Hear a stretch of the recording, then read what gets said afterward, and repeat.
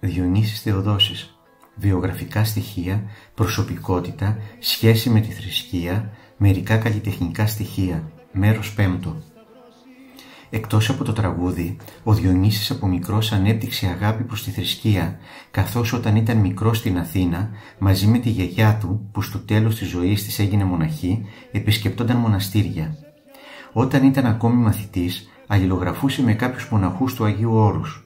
Οι δικοί του, όταν το αντιλήφθηκαν, φοβήθηκαν ότι θα γίνει μοναχός, το απαγόρευσαν να συνεχίσει την αλληλογραφία και τον έπεισαν να σπουδάσει.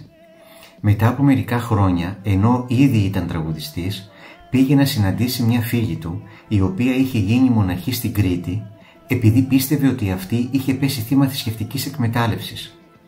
Όταν όμως συζήτησε μαζί της, εκείνη τον έπεισε να επισκεφτεί το Άγιο Όρος και να συναντηθεί με τον πατέρα Παΐσιο. Πήγε λοιπόν στο Άγιο Όρος και συνάντησε τον γέροντα Παΐσιο, σημερινό Άγιο Παΐσιο, ο οποίος του είπε: «Εσύ, παιδί μου, φέρνεις πολύ πόνο, χρειάζεται να εξομολογηθείς και μάλιστα σε ένα καλό πνευματικό. Να πας στη μικρά Αγία Άννα και να μιλήσεις στον πατέρα Διονύσιο. Είναι καλός και θα σε βοηθήσει». Έτσι ο Διονύσης πήγε στη Δάφνη και πήρε το καραβάκι για να πάει στη νότια πλευρά του Αγίου Όρους. Αλλά ο πατέρας Διονύσιος ήταν και αυτός μέσα στο καραβάκι και του συστήθηκε. Συζήτησαν λίγο και ο Διονύσης διαπίστωσε ότι ήταν άνθρωπος με χιούμορ. Δεν του φάνηκε λοιπόν αρκετά σεβάσμιος για πνευματικός πατέρας. Έτσι δεν τον ακολούθησε στην Αγία Άννα, αλλά κατευθύνθηκε προς το κελί του γέροντα Εφραίμ Κατουνακιώτη, σημερινού Αγίου Εφραίμ Κατουνακιώτη, για να εξομολογηθεί σε αυτόν. Χτύπησε την πόρτα και περίμενε έξω αρκετή ώρα, αλλά δεν του απαντούσε κανείς.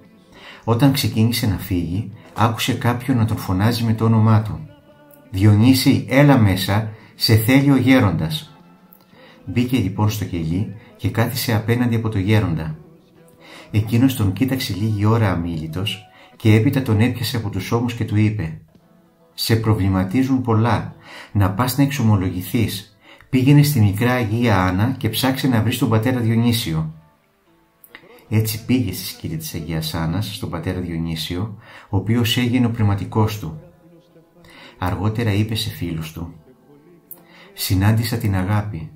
Ο γέροντας είχε μια αγκαλιά γεμάτη αγάπη. Μετά την εξομολόγηση, στην αυλή της σκήτης, συνάντησα ένα μοναχό, ο οποίος με ρώτησε: «Αδελφέ μου, εξομολογήθηκες?» Και απάντησα: «Ναι, αδελφέ μου». Χωρίς να με ξέρει, με αγκάλιασε και άρχισε να κλαίει. Έκλαιγα κι εγώ.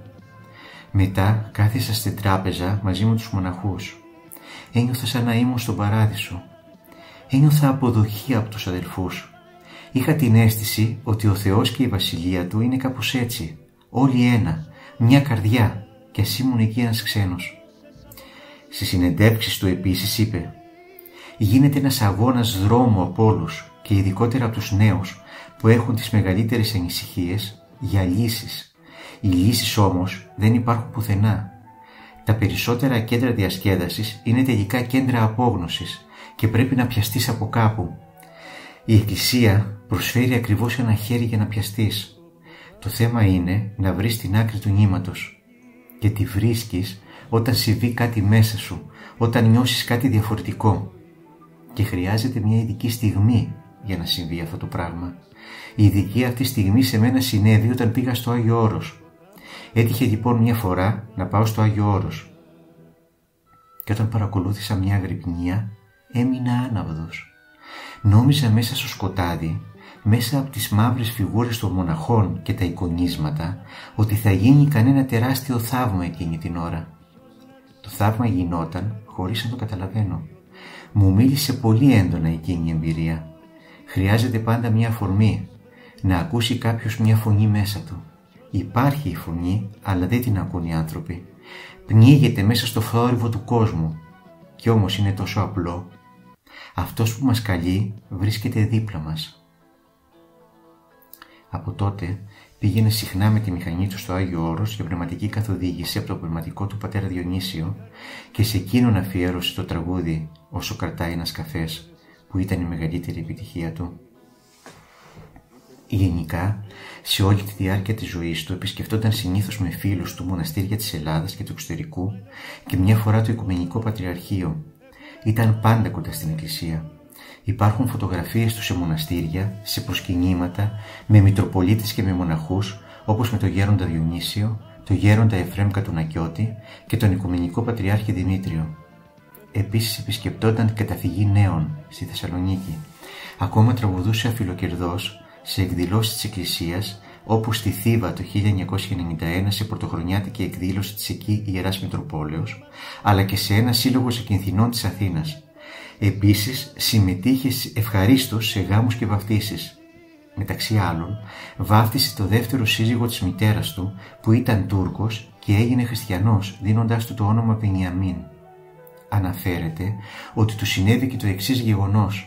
Κάποια νύχτα, γύρω στις 3 το πρωί, μόλις τελείωσε τη δουλειά του σε νυχτερινό κέντρο, έτρεχε με τη μηχανή του στους δρόμους της Αθήνας και σκέφτηκε να κάνει κάτι που θεωρείται αμαρτία. Τότε άκουσε μέσα στο μυαλό του μια δυνατή φωνή που την αναγνώρισε ως φωνή του Γέροντα Διονυσίου να του λέει «Διονύση, πού πας?» Ταράχτηκε, σταμάτησε τη μηχανή και περίμενε να συνέλθει. Τότε αποφάσισε να μην κάνει αυτό που σχεδίαζε, επέστρεψε σπίτι του και κοιμήθηκε. Νωρίς το πρωί τον ξύπνησε το τηλέφωνο. Το σήκωσε και άκουσε τη φωνή του πατρός Διονυσίου. «Διονύση, παιδί μου, είσαι καλά?» «Καλά, Γέροντα», απάντησε ο Διονύσης. «Σε πήρα τηλέφωνο γιατί τη νύχτα ένιωσα μια ταραχή, μια ανησυχία για σένα και σηκώθηκα και προσευχήθηκα», είπε ο πατέρας Διονύσιος. Ο Διονύσης τάχασε και ρώτησε «Τι ώρα ήταν, Γέροντα?» «Γύρω στις 3», απάντησε εκείνος. «Ευχαριστώ», είπε ο Διονύσης και έκλεισε το τηλέφωνο. Ο Διονύσης Θεοδόσης ήθελε μελλοντικά να σταματήσει το τραγούδι και να γίνει μοναχός. Έλεγε στην αδερφή του «Όταν αποκτήσω χρήματα από τα τραγούδια θα σας τα αφήσω και θα πάω στο Άγιο Όρος».